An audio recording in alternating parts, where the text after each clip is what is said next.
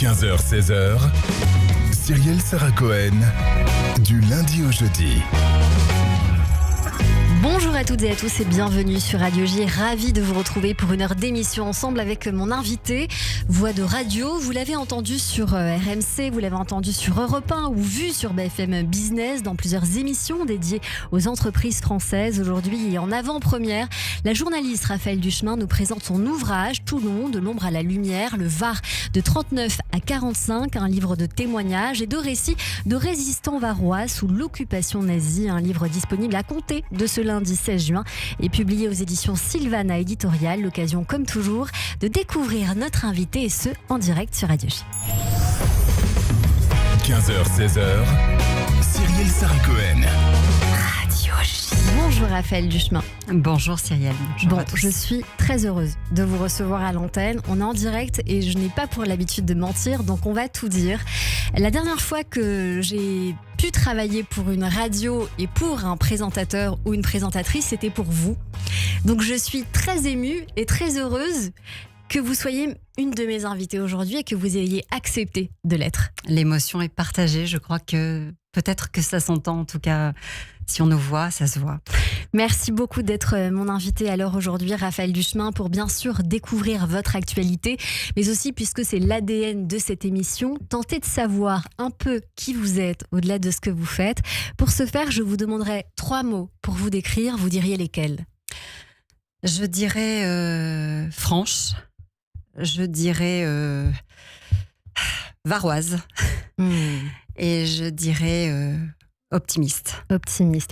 Eh bien, on va voir si ça colle avec vous tout au long de cette émission où l'on démarre par le début, toujours le début. Raphaëlle Duchemin, vous êtes née un 2 décembre dans les années 70 à Toulon. Quel genre d'enfance vous diriez que vous avez eu et dans quel cadre vous avez grandi ? J'ai grandi dans une famille pied noir où il faisait bon vivre, où les tablées étaient longues, où on mangeait italien, où on était entre le couscous et la pasta, avec mon père et ma mère. Je suis enfant unique et j'ai toujours eu cette famille italienne pied noir qui était là pour m'entourer. C'est une enfance heureuse avec mes grands-parents qui étaient là, qui étaient présents aussi, qui se sont beaucoup occupés de moi. Jamais très loin de la Méditerranée. Elle était toujours en toile de fond, à côté du port de Toulon. Et mon grand-père pêcheur, mon oncle pêcheur, ma grand-mère au foyer, ma maman qui a travaillé puis qui après s'est occupée de moi, mon papa artisan peintre.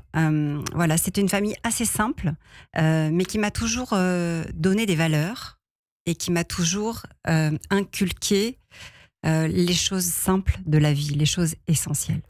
Quel genre de Raphaëlle vous êtes quand vous êtes petite ? Quel genre de petite fille ? Et quelles étaient vos passions ? J'étais une petite fille assez ouverte. J'étais fille unique, donc j'avais besoin d'avoir du monde autour de moi. J'avais besoin d'avoir d'autres enfants. J'aimais inviter à la maison.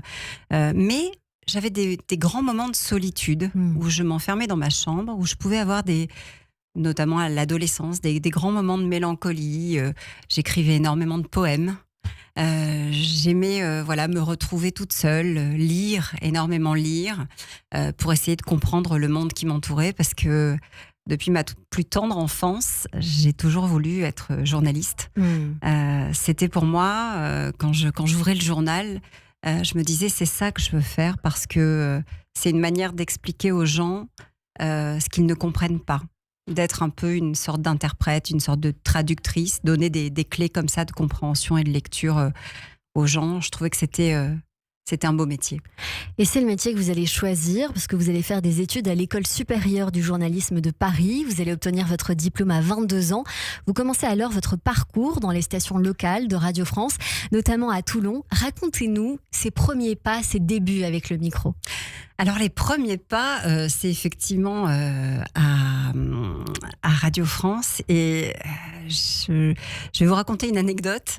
Quand j'étais à l'école de journalisme, la dernière année, le professeur était celui qui sélectionnait pour les castings à Radio France. C'était un monsieur qui s'appelle Jacques Thévenin, qui est bien connu pour avoir été le grand sélectionneur des journalistes des radios bleues ici aujourd'hui. Quand il m'a sélectionné, il m'a dit « Du chemin, tu es une emmerdeuse. Je t'envoie en Corse pour voir ce que tu as dans le ventre. » Eh ben, je suis partie de moi.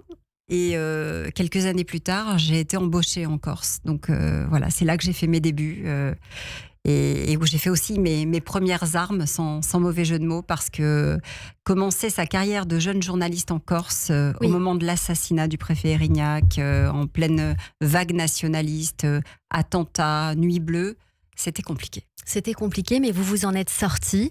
Par la suite, vous avez rejoint France Info en Nation. Oui. Donc là, quand on en arrive là, on est très content. Quand on passe du local à la nation, au service politique, on vous retrouve à la présentation de la matinale entre 2007 et 2013 avec l'interview politique que vous campez pendant 7 ans, le journal de 8 heures. Suite à cela, vous reprenez la tranche midi 14h et cette tranche, on va voir qu'elle va être importante.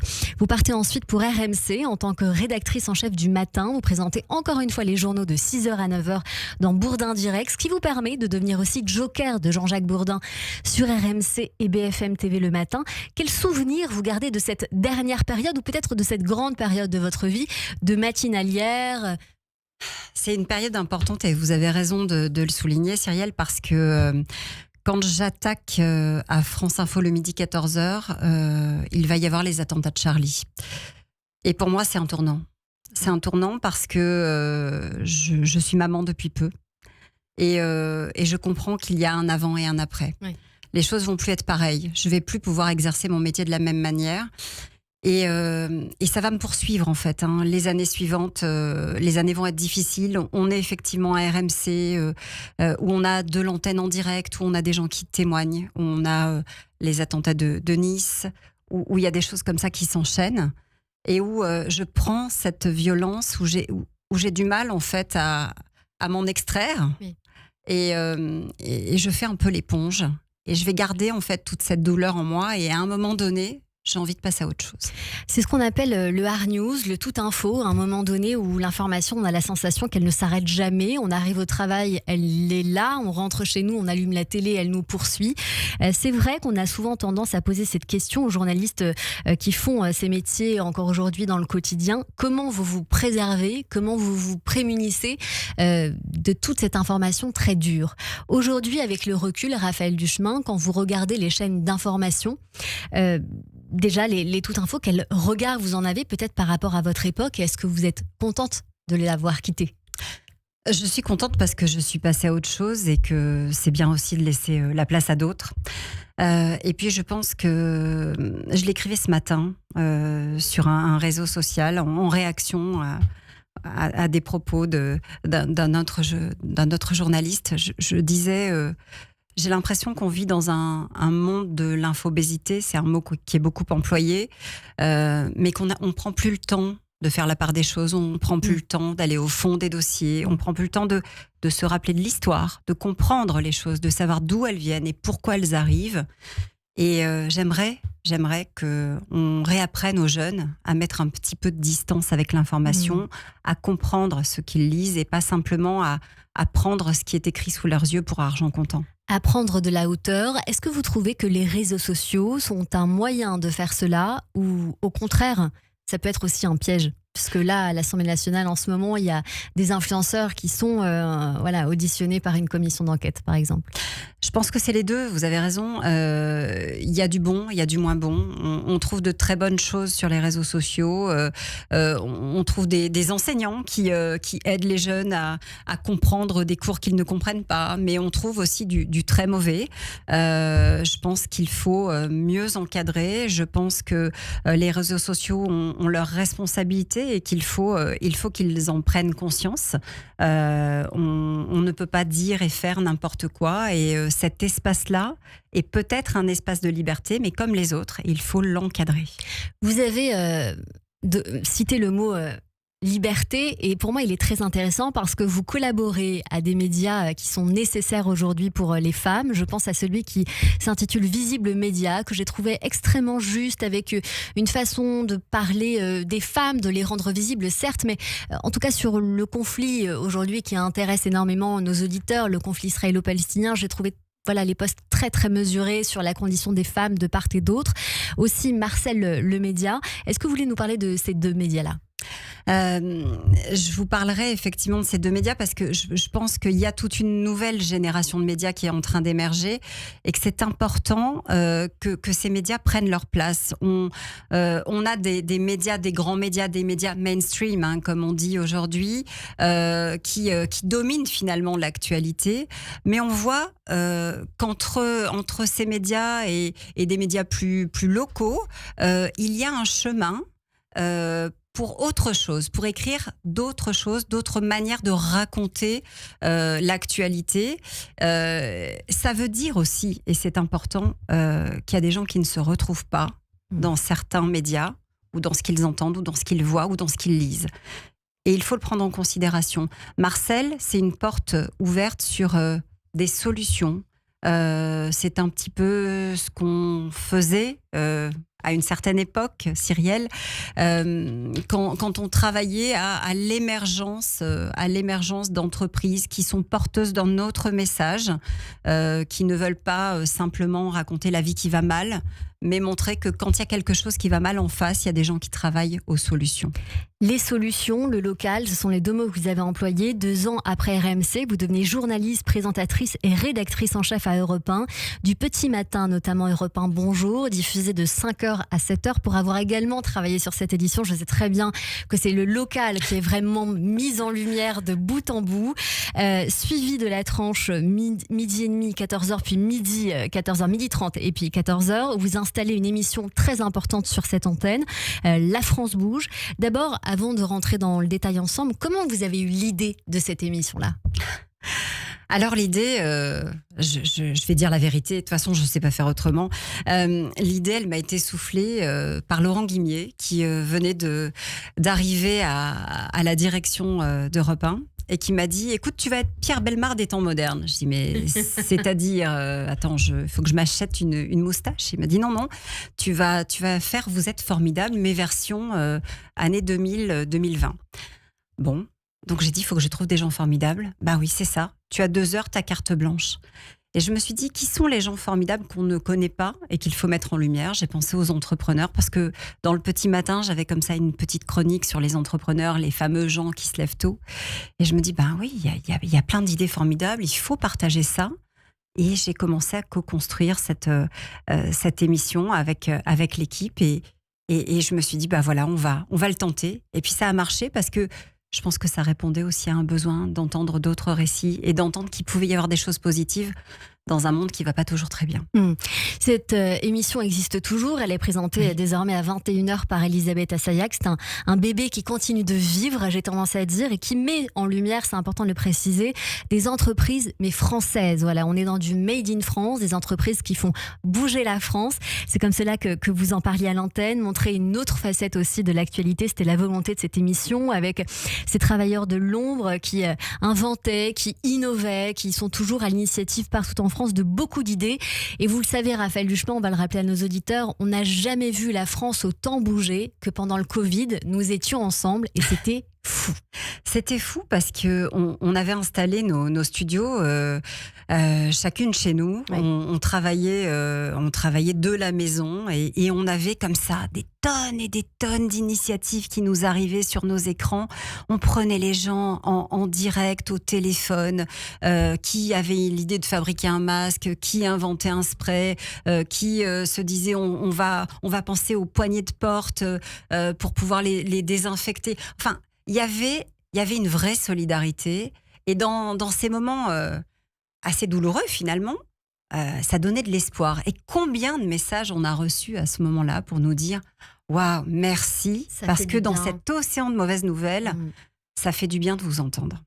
Vous avez quitté Europe 1 depuis, mais vous n'avez jamais abandonné les entreprises françaises à qui vous avez tendu le micro, avec notamment un podcast, Nation Entreprenante. Racontez-nous ce projet. Nation entreprenante, c'était peut-être une suite logique pour moi, parce que quand j'ai rouvert mes réseaux sociaux quelques mois après mon départ d'Europe 1, j'avais plein de messages. J'avais plein de messages d'entrepreneurs qui me disaient « Eh oh, vous êtes où ? On a besoin de vous là, faut pas nous lâcher ». Donc je me suis dit, qu'est-ce que je peux faire ? Après tout, je ne sais faire que ça. Donc j'ai recommencé à faire une émission pour essayer de les mettre en valeur et puis continuer finalement ce travail qui avait été entrepris de manière différente pour essayer de donner la parole sur d'autres sujets, sur d'autres thématiques, avec d'autres personnes, sur les réseaux cette fois, pas sur une antenne. Et puis, ça m'a ouvert, en fait, le champ des possibles. Et oui, parce que dans cette continuité de valorisation des entreprises et de l'économie, on vous retrouvait jusqu'à il n'y a pas si longtemps sur BFM Paris, jusqu'à ce que la chaîne cesse d'émettre il y a quelques semaines, mais vous êtes toujours sur BFM Business. Sur BFM Business régulièrement, et puis sur BFM Marseille Provence, où j'ai le plaisir d'animer une émission hebdomadaire qui s'appelle C'est la Tech Bébé. Voilà, un petit clin d'œil à Marseille où je parle d'innovation, je parle de tech avec la French Tech et avec les entrepreneurs du territoire. Et on a la chance et le plaisir dans quelques jours de faire les premiers awards de C'est la Tech Bébé, puisque la première année, on faisait 90 000 vues, ce qui est beaucoup pour une télé locale. Et cette année, on fait un peu plus de 200 000 vues par semaine sur cette émission. Donc, on en est très fiers. Ça me rappelle des jolis souvenirs. En attendant, Raphaël Duchemin, vous venez nous voir pour un ouvrage tout à fait singulier dans votre parcours, si je puis me permettre, intitulé « Toulon, de l'ombre à la lumière, le Var de 39 à 45 ». C'est un livre de témoignages et de récits de résistants varois sous l'occupation nazie, 176 pages, disponible à compter de ce lundi, parce que nous sommes en avant-première aujourd'hui avec vous, publié aux éditions Sylvana Éditorial. Tout d'abord, comment vous avez eu cette idée ou comment ce projet d'ouvrage est arrivé à vous ? Alors ce projet, il est né en fait l'année dernière parce que pour les 80 ans du débarquement de Provence sur BFM Toulon-Var, on a eu l'idée avec le département du Var de faire un long métrage. 26 minutes pour raconter justement le débarquement de Provence qui est bien souvent absent des livres d'histoire, ou en tout cas qui est ce qu'on appelle, je sais que ça ne plaît pas aux Varois, mais ce qu'on appelle le débarquement oublié, parce que ce débarquement, il aurait dû se faire en même temps que le débarquement de Normandie, et puis pour des raisons logistiques, il a été repoussé. Donc c'est vrai qu'on parle du débarquement de Normandie, beaucoup moins du débarquement de Provence. Et donc j'ai fait ce 26 minutes pour raconter à hauteur d'homme, parce que je crois que on ne comprend jamais aussi bien l'histoire que quand elle est racontée par la petite histoire. Pour raconter à hauteur d'homme ce que ça avait été et quels étaient les souvenirs qui avaient été transmis dans les familles. Et c'est vrai que ce 26 minutes, il a marqué. Et derrière, on s'est dit, quand je dis on, c'est le président du département du Var s'est dit, ce serait bien de faire un livre. Et ça lui a semblé assez logique de me demander de le faire. Alors j'avais un challenge parce que cette demande, elle est arrivée au mois d'octobre. Et le président voulait absolument avoir ce livre entre les mains pour le 8 mai. Donc il a son exemplaire. Au moins, il a de la chance. Moi, j'ai pas cette chance. Son exemplaire, mais voilà, on a tout fait pour boucler la totalité des témoignages avant. Ça n'a pas été une mince affaire, mais par contre, oui, quand vous commencez à tirer le fil comme ça, c'est toute la pelote qui vient. C'est ça, c'est exactement ce que j'allais vous demander. Une quarantaine de témoignages, 42 pour être relativement précise. Un ouvrage composé de nombreuses photos connues ou inédites, avec des illustrations aussi très jolies, des voix qui racontent leur histoire ou celle de leur famille. D'une part, comment vous les avez recensées et comment ces voix longtemps muettes sont arrivées à vous. Un premier témoignage suivi d'un autre. Est-ce que certains, vous avez dû un petit peu plus y aller ? Alors, j'avais déjà une base avec les témoignages que j'avais recueillis l'année dernière, et je n'en avais exploité pour la télévision finalement qu'une infime partie. J'en ai recyclé une partie, et puis je me suis dit, je vais commencer à les taper aux portes. Je connais les associations, je vais leur demander qui accepterait de témoigner. Et en fait, de fil en aiguille, quand vous interrogez une personne, elle vous dit « Ah mais est-ce que vous avez pensé à aller voir dans tel village, il y a telle personne ?» Et donc, vous remontez comme ça la carte du Var et la carte de l'histoire, de famille en famille, et puis chacun vient apporter finalement sa pièce du puzzle. Et vous faisiez référence aux illustrations, Cyrielle. Il y a l'histoire à l'intérieur de la famille de Jean-Marie Cuzin qui signe ces illustrations. Oui. Jean-Marie a choisi, parmi les témoignages que j'avais récoltés, une quinzaine de témoignages, et il s'en est inspiré pour faire des illustrations. Donc ce sont vraiment des illustrations inédites. Et je voudrais aussi, parce que je ne veux pas l'oublier, qu'il est important, faire un coup de chapeau à Michel Delannoy, qui est l'historien, qui lui... je ne suis pas historienne, hein, je ne sais que recueillir la parole des gens, qui lui a fait ce travail d'histoire et c'était essentiel pour replacer les choses dans le contexte. Essentiel parce qu'il y a des événements et des périodes clés qui sont abordées. On progresse au fur et à mesure de l'histoire dans cet ouvrage. C'est pour ça que c'est extrêmement bien fait.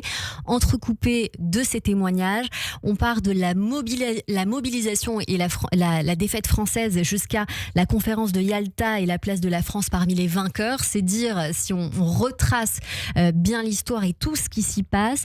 Bien évidemment, on se doute qu'il y a des témoignages qui ont été peut-être plus forts que d'autres pour vous à recueillir. Est-ce que vous voudriez nous en donner quelques-uns, Raphaël Duchemin ? C'est difficile d'en choisir quelques-uns. J'ai été très émue, je dois dire, par le témoignage de Fabienne Guénoun. Oui. Fabienne,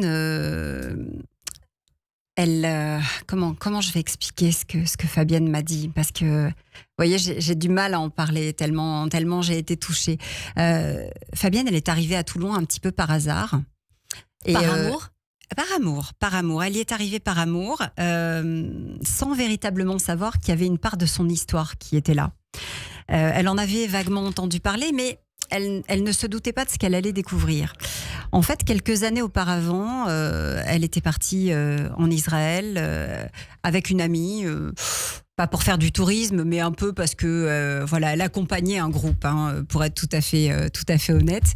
Et elle s'est retrouvée devant le mémorial à regarder les noms qui étaient inscrits sur le mur.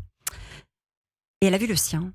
Elle s'est dit, tiens, c'est bizarre, Guénoun. Il n'y en a pas énormément des Guénoun, mais ce ne serait pas quelqu'un de ma famille. Et quand elle est rentrée chez elle, alors à l'époque, il n'y avait pas les portables, elle a demandé à sa grand-mère, qui lui a dit oui, non, mais c'est rien du tout. Et puis petit à petit, je ne vais peut-être pas raconter tout en détail, mais petit à petit, elle a remonté le fil avec son père, et ils se sont aperçus qu'il y avait des cousins qui avaient été à Toulon, qui avaient eu des immeubles entiers et qui avaient été déportés, qui n'en sont évidemment pas revenus. Et aujourd'hui, elle a décidé de poser ce qu'on appelle les pavés, donc le premier pavé à Toulon, devant l'immeuble, avec l'accord des nouveaux propriétaires, pour que cette mémoire-là, elle ne disparaisse pas. Et ce qui est très beau dans son histoire également, c'est qu'elle est dans l'immobilier. Donc ça, il faut quand même le souligner, qu'aujourd'hui, quand elle vend ou qu'elle fait en sorte de savoir l'histoire de cet immeuble quand il y a une potentielle démolition. Donc c'est aussi beau de voir que c'est un chemin de vie qui est raconté au travers de son histoire. Vous restez avec nous, on continue cette émission avec la journaliste Raphaël Duchemin qui nous présente son ouvrage Toulon, de l'ombre à la lumière, le Var, de 39 à 45 aux éditions Sylvana Éditorial. Dans un instant, mes chroniqueurs nous rejoignent sur Radio J, que des hommes aujourd'hui pour nous servir. Mais tout de suite, c'est le rappel des titres.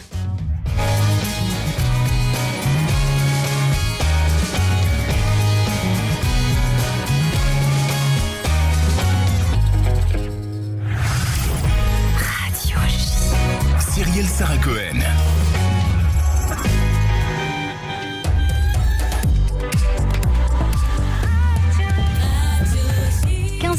Passé d'une minute sur Radio J. Bonjour et bienvenue. Tout de suite, le rappel des titres avec Nina Alouche.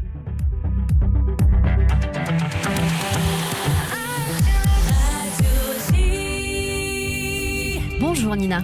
Bonjour Cyrielle, bonjour à tous. Israël prêt à frapper a frappé l'Iran sans l'aide des États-Unis. D'après plusieurs sources citées par CBS News, Israël est prêt pour une attaque militaire, anticipant d'éventuelles représailles iraniennes, notamment contre les cibles américaines en Irak. De son côté, Téhéran annonce avoir un plan de riposte immédiate en cas de frappe israélienne sur ses sites nucléaires. Selon le New York Times, l'Iran prépare une riposte immédiate en cas d'attaque israélienne, comparable à celle d'octobre 2024, quand près de 200 missiles avaient visé Israël. La Fondation humanitaire de Gaza, soutenue par les États-Unis, accuse le Hamas d'avoir attaqué mercredi soir un bus transportant ses employés, tuant au moins 8 personnes et en blessant plusieurs autres, selon l'AFP. 6 activistes de la flottille Madlin, dont la députée européenne Rima Hassan, ont embarqué dans un avion pour la France. Ils ont été arrêtés par la marine israélienne et vont quitter le pays après plus de 72 heures de détention. Les militants sont de nationalité française, allemande, turque, néerlandaise et brésilienne. Plus de 200 manifestants pro-palestiniens ont été arrêtés par les autorités égyptiennes alors qu'ils se dirigeaient vers la bande de Gaza depuis le Caire. Cette vague d'interpellations survient alors qu'Israël avait exhorté l'Égypte hier à empêcher toute provocation pro-palestinienne sur son sol. La police affirme qu'il n'y a aucun survivant du Boeing 787 Dreamliner d'Air India. 204 corps ont été retrouvés sur les 242 passagers et membres d'équipage présents dans l'avion. Merci beaucoup Nina Alouche. Évidemment, on vous retrouve à 16h pour le journal complet. Tout de suite, une très très courte pause et on revient avec notre invité Raphaël Duchemin et mes chroniqueurs sur Radio J. Le Club Imo Radio J, Marc Ezrati. Bonjour, c'est Marc Ezrati. Je vous retrouve tout à l'heure avec le Club Imo à 16h05 sur Radio J. Des invités exceptionnels, des analyses éclairées, un tour du monde de l'actualité. C'est cet après-midi, 16h05 et c'est uniquement sur Radio J. Radio J. Bonjour, c'est Ilana Ferradian. Vous connaissez ma voix depuis une dizaine d'années maintenant, mais pas forcément mon histoire. Cette histoire, j'ai décidé de vous la raconter sans filtre, à travers mon livre « 7 ans à t'attendre, journal de bord d'une PMA ». Je m'y livre sans tabou sur mon infertilité, à travers les nombreux suives que j'ai dû endurer pour avoir ma fille, parce que c'est un sujet qui touche énormément de femmes et de couples dans la communauté. J'espère vous donner de la force et de l'espoir. 7 ans à t'attendre, journal de bord d'une PMA, aux éditions David Reynarc. Les cultures juives, ça se défend. Et l'ECUJ aussi. Soutenir l'ECUJ, c'est transmettre la richesse des cultures juives, lutter contre l'ignorance et renforcer une vie juive libre, ouverte et accueillante. Les 15 et 16 juin, on compte sur vous pour la première grande campagne d'appel aux dons de l'ECUJ. Et votre impact est doublé. Oui, chaque don compte double.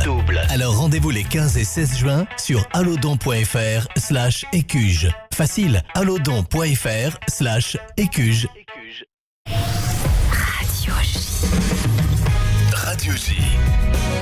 15h, 16h. Cyrielle Sarah Cohen. Du lundi au jeudi. De retour sur l'antenne de Radio J. Merci de passer votre après-midi avec nous jusqu'à 16h avec mon invité aujourd'hui, la journaliste Raphaël Duchemin, qui nous présente son ouvrage Toulon, de l'ombre à la lumière, le Var de 1939 à 1945, disponible ce lundi 16 juin et publié aux éditions Sylvana Éditorial. Il y a un instant, nous parlions des témoignages très forts dans cet ouvrage. Raphaël Duchemin, j'ai très envie qu'on cite le témoignage de Pierre Assouline qui raconte son père, Marcel Assouline.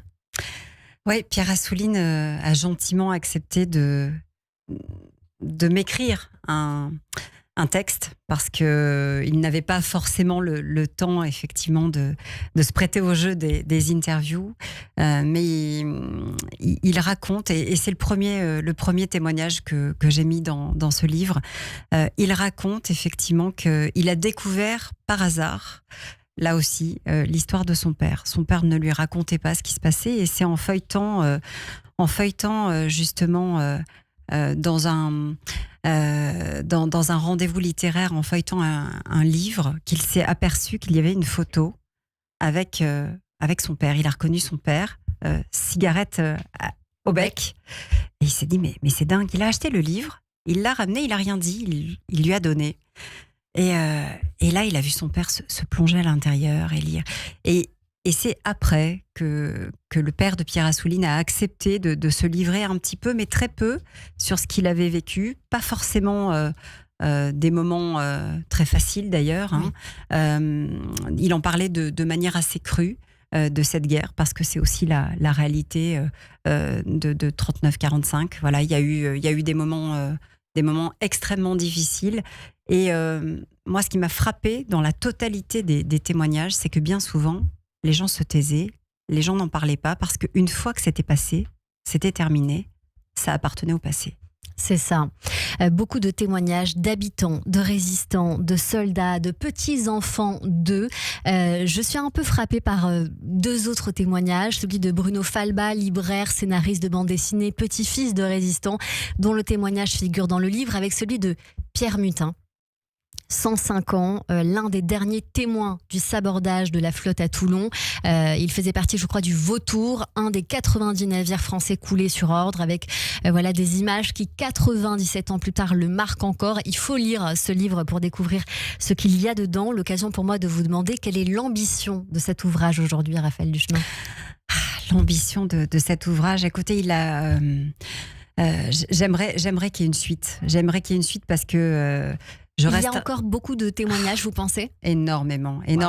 Et si ce livre peut libérer la parole, parce que je pense que aujourd'hui, peut-être encore plus qu'hier, c'est important.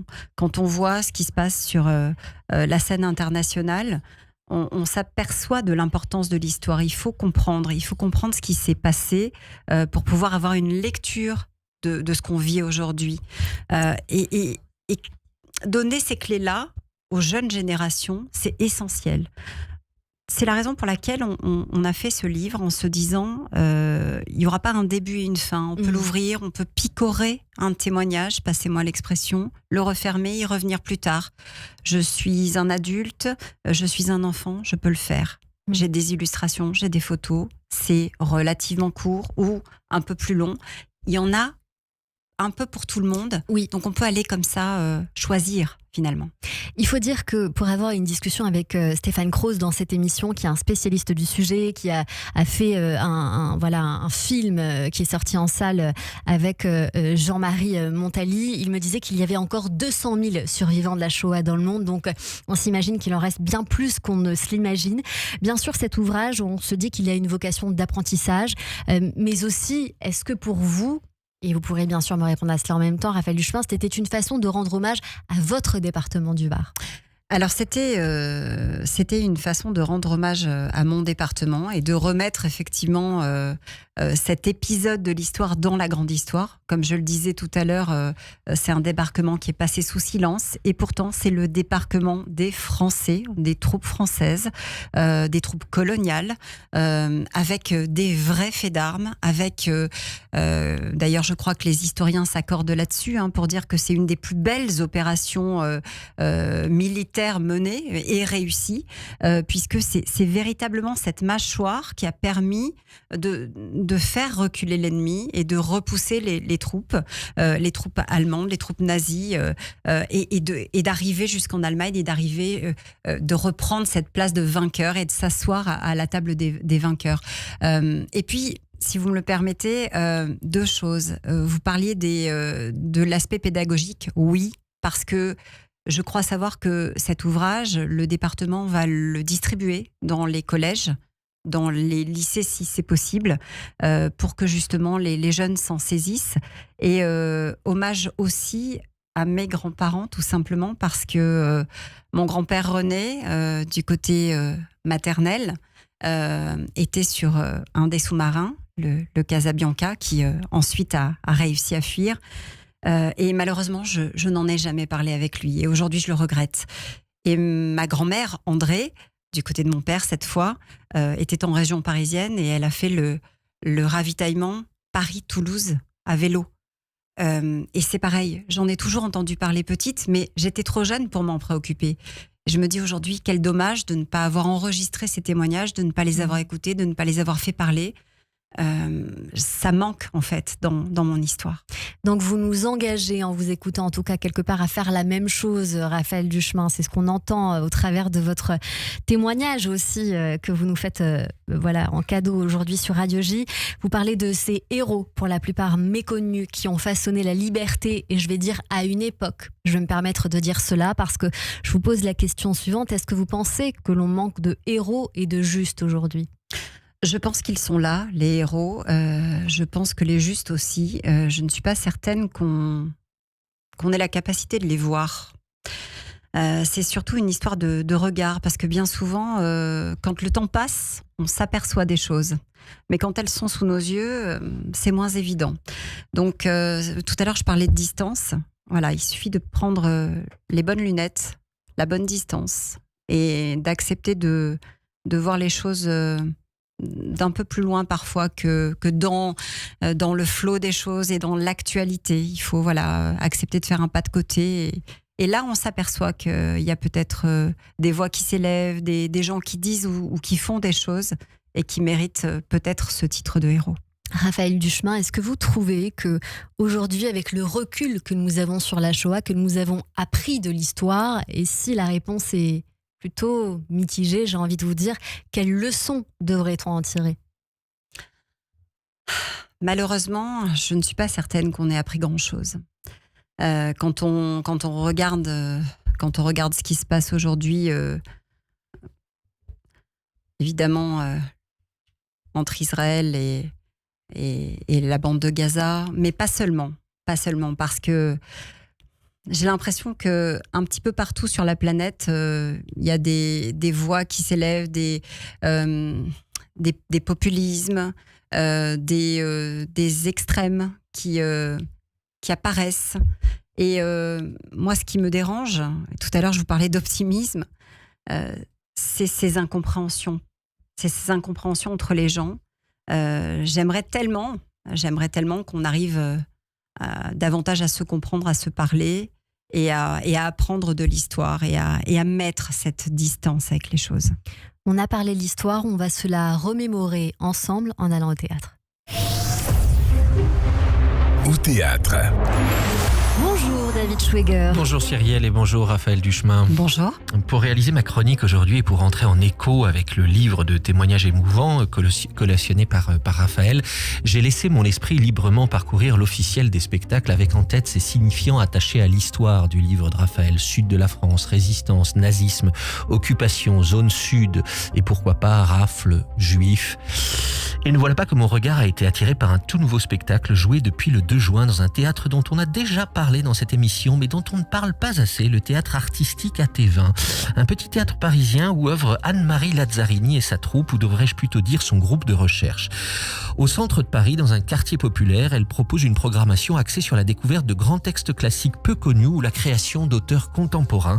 Et depuis le 2 juin, elle met en scène avec Michel Ouimet une lecture à 2 voix du roman de David Fuenquinos consacré à Charlotte Salomon. Un spectacle où l'on retrouve tous les signifiants cités précédemment: résistance, nazisme, occupation, sud de la France, rafle, juif. Forcément, avec vous David, on a envie de rentrer dans cette histoire.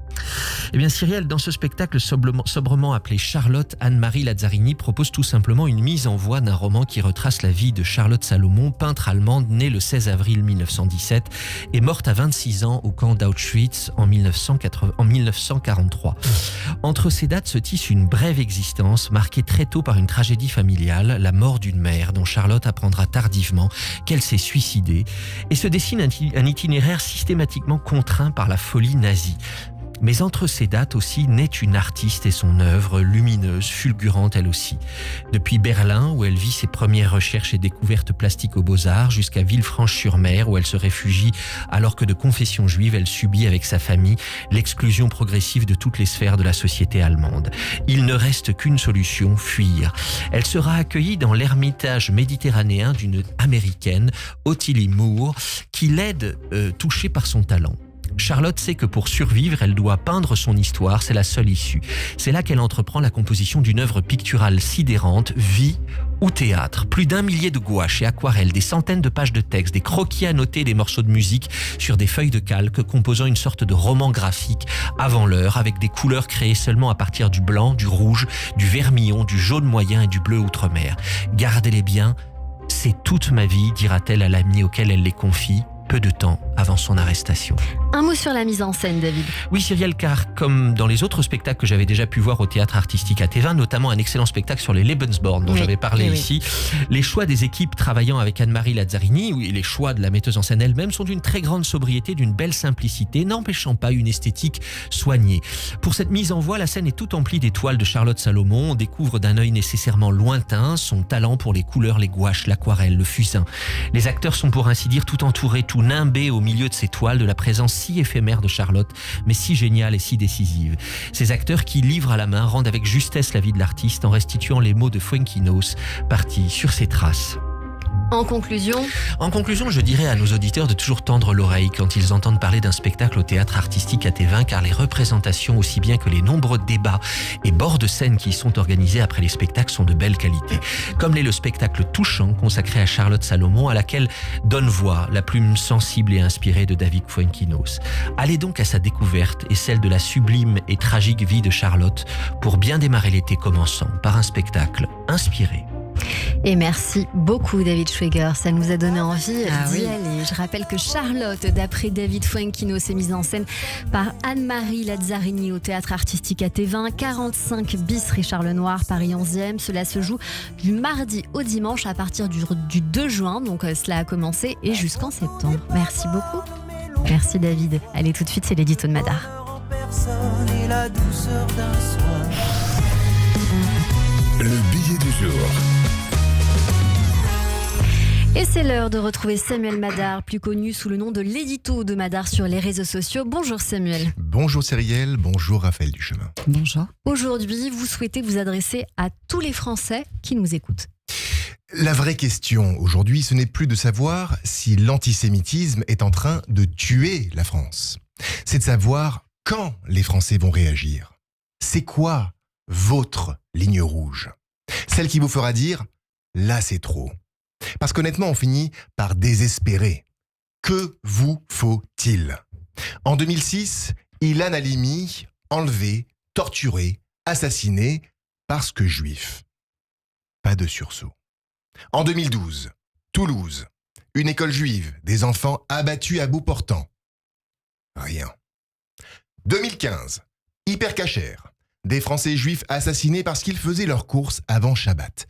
Toujours pas de sursaut. 2017, Sarah Halimi, battue à mort, défenestrée et pas de justice parce que son assassin avait fumé. Rien. Rien d'assez fort pour déclencher un réveil national, y compris du président de la République. Et puis, les massacres du 7 octobre 2023. Et la haine qui déborde jusque chez nous. Avec une explosion des actes antisémites en France, un pic historique depuis la Shoah. Et là encore, on attend. Les mots sont forts, mais les actes sont faibles, voire inexistants. Seule la peur, elle, est bien réelle. Alors quelle est votre ligne rouge? Une fillette juive de 12 ans, violée à Courbevoie? Un rabbin agressé 2 fois en une semaine? Des synagogues incendiées, le mémorial de la Shoah profané? 2 fois des femmes juives évincées? Des manifestations dites féministes?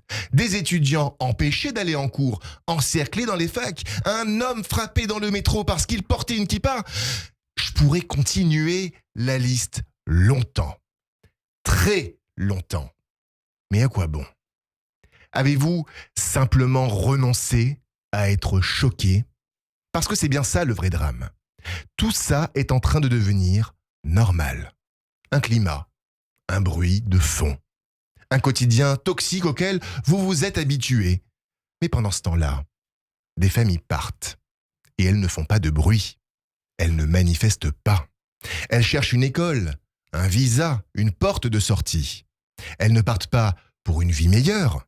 Elles partent pour survivre et protéger leur famille, parce que personne d'autre ne le fait. Et personne ne leur pose même la question parce que tout le monde connaît la réponse. Alors je vais le dire clairement, ce n'est plus une question juive, c'est une question française. Un pays où les juifs ont peur, c'est un pays qui a perdu sa mémoire et qui commence à perdre son âme. Permettez-moi donc de vous poser la question autrement. Avez-vous seulement une ligne rouge? Parce que si une fillette violée ne suffit pas, si des synagogues attaquées ne suffisent pas, si des familles qui fuient la France ne suffisent pas non plus, alors il n'y a plus de ligne rouge. Il ne reste qu'une ligne de fuite. Et pendant que vous détournez les yeux, elle est déjà franchie.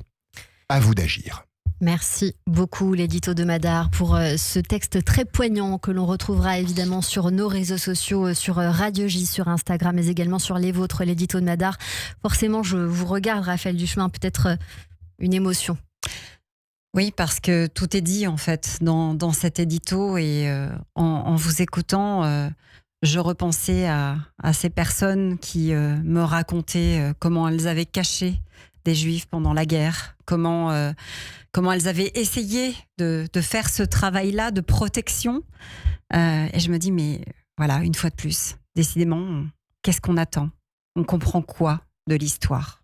Qu'est-ce qu'on apprend de l'histoire ? Pas grand-chose, malheureusement.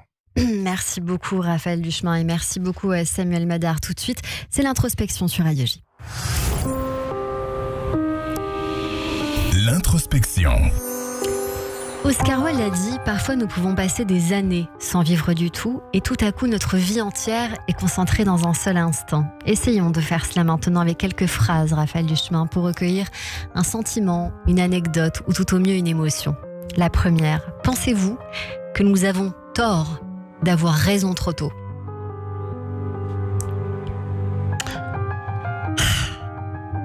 Oui. Ouais. Oui, je pourrais délayer pendant des heures, donc c'est un oui massif. Est-ce que vous pensez que le savoir, c'est le pouvoir ? Oh oui. Le courage n'est pas l'absence de peur, mais la capacité de vaincre ce qui fait peur. Le courage, il a de multiples formes. C'est parfois se taire, c'est parfois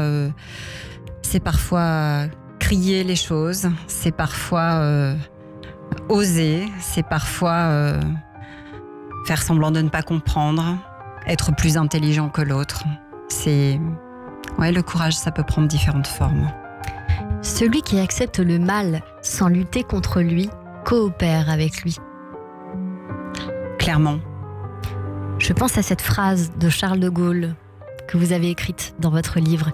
Ceux qui voudraient croire ou faire croire que la liberté, la valeur, la grandeur pourraient se recréer sous la loi de l'ennemi sont des inconscients ou des lâches. Le devoir est simple et dur. Il faut combattre. Oui, il faut combattre. À chacun de trouver sa manière de combattre. Mais je crois qu'on est tous responsables. On a tous notre part à faire dans la grande ou dans la petite histoire. On a toutes nos petites victoires à apporter. Il faut pas se dire je compte sur le voisin ou quelqu'un d'autre le fera mieux que moi. Non, on est tous ici et maintenant et on a tous notre part à prendre.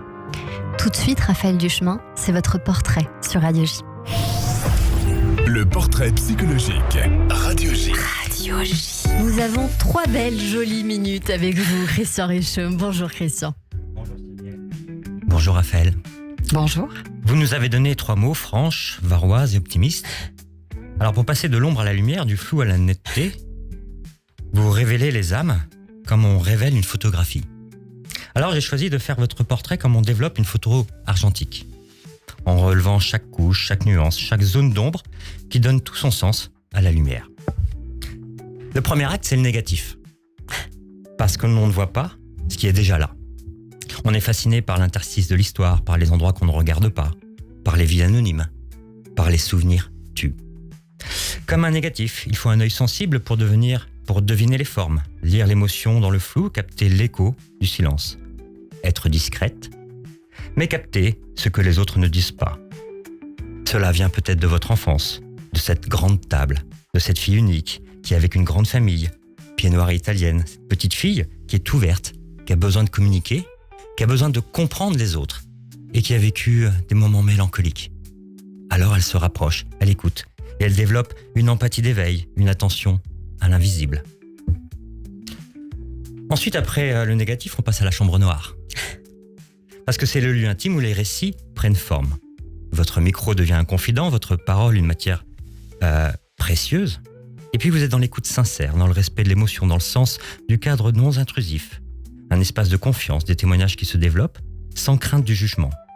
Racontés à hauteur d'homme. Et puis, comme un psy, vous écoutez entre les lignes. Vous donnez du temps au récit, à accueillir les émotions. Vous ne forcez pas l'image, vous l'attendez. La mémoire, c'est comme la photo. Elle a besoin d'ombre pour se révéler. Alors vous transformez les plateaux en oreiller émotionnel. On s'y pose, on s'y dépose.